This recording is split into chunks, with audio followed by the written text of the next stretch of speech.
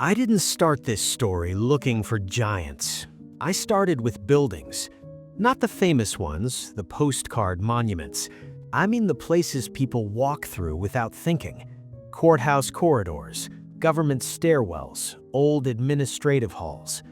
Doors that feel too tall, steps that feel oddly steep, benches and desks that look slightly misscaled.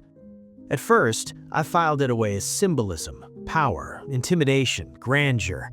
Then I found the portraits. Not paintings, not myths, photographs. And in those photographs, standing beside ordinary people, were figures so tall the scene felt impossible, like someone had slipped a legend into the camera frame. That's when the question changed from why are these buildings so oversized to something far more unsettling. Who were they built for? Here's the thing about old photographs. They feel like evidence, even when they're ambiguous. In the late 1800s, photography wasn't rare, but it wasn't effortless either. People posed intentionally, they dressed carefully, they stood still. And in a strange category of images, often shared online today, you see unusually tall individuals photographed in formal settings, beside families, in front of civic buildings, sometimes near work crews. Now, are all of these images authentic? Not necessarily. Some are obvious trick shots, some are composites, some are circus publicity dressed up like normal life. But not all of them are easy to dismiss at a glance. Because the staging looks ordinary, the clothing matches the era, the composition looks like a standard portrait, except for one detail that refuses to fit: the scale. And once you notice scale, you start noticing it everywhere. Look at government-era architecture from the 1700s and 1800s, and you'll find something interesting. Some interior doors are unusually tall, not the grand entrance doors, the ones meant to impress the public. I'm talking about working corridors, side halls, service passages. Staircases that feel designed for longer legs, handrails set a little high, landings that look like they were built for larger movement, not tighter modern ergonomics. Now, there are normal explanations for this: ventilation, moving furniture, fire safety, ceremonial procession, even simple aesthetic fashion. But here's the question the theory asks: why does the bigger-than-necessary pattern appear so often in administrative spaces? Why the halls of oversight, courts, ministries, record buildings, more than ordinary residential layouts? And that's the moment this story links up with another name. A name found in ink across old atlases: Tartary. On many old European maps, huge swaths of Asia are labeled Tartary or Great Tartary. That's real. The label existed. But what it meant is where the internet splits into two worlds. One world says it was an umbrella term, a broad European label for complex regions they didn't map precisely. The other world says, no, it was a real, unified civilization, and it was removed from the story. And that's where the giants narrative attaches itself like a missing puzzle piece. Because if you already believe a civilization was erased, you start looking for the kind of evidence that would be erased first: the people, the bodies, the images. Here's the theory stated as carefully as possible. What if the unusually tall individuals in certain 19th century photographs were not entertainers, not medical anomalies, not isolated cases, but a functional class? A group used for ceremonial security, construction oversight, heavy logistics, the human equivalent of industrial capability.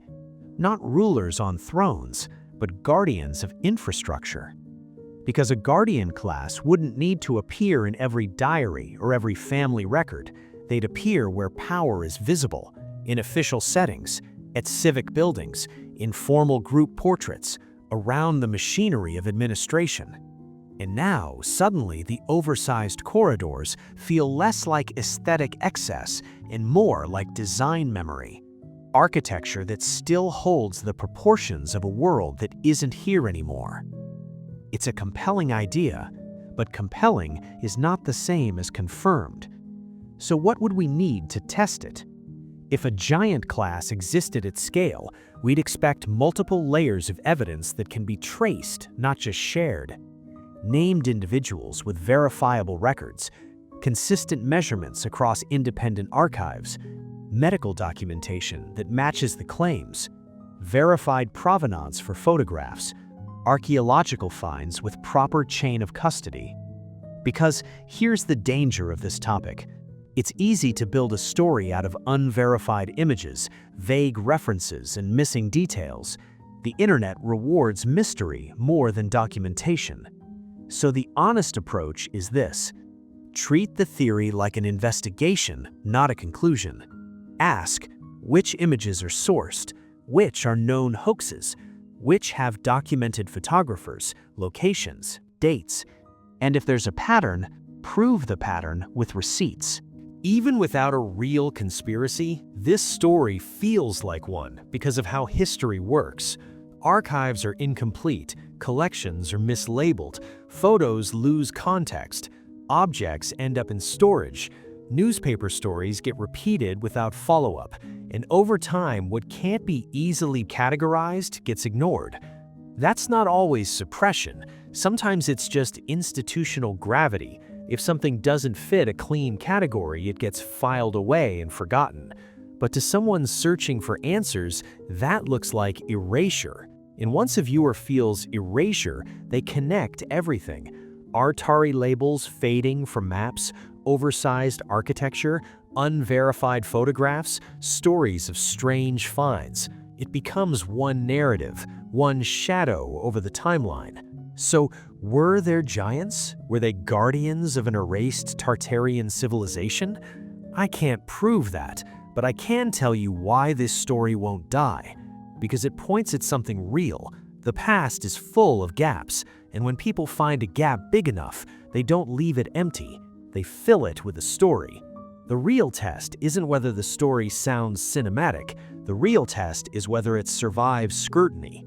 So if you want to go deeper, start here. Pick one photo, find the source, find the photographer, find the archive record, find the date. Because if anything is hiding in history, it won't be found through belief. It'll be found through proof. Thanks for watching. Next time, we'll take one giant photo that the internet claims is authentic and trace its provenance step by step.